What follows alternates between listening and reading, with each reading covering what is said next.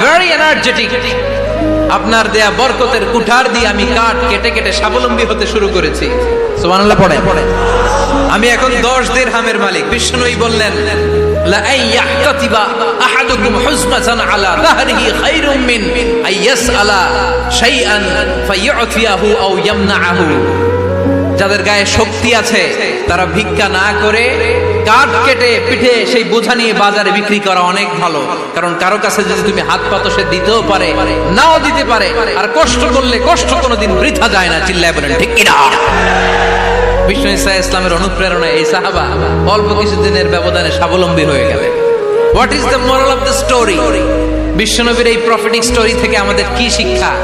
Lesson number 1, বিশ্বনবী চাইলেই ওই 2 দিরহাম দিয়ে বলতে পারতো, যাও খাবার দাবার কিনে ফ্যামিলিতে দিয়ে আসো। সে ওই 2 দিরহাম নিয়ে খাবার দাবার কিনে ফ্যামিলিকে খাইয়ে রাত্রে আবার ভিক্ষায় নামতো।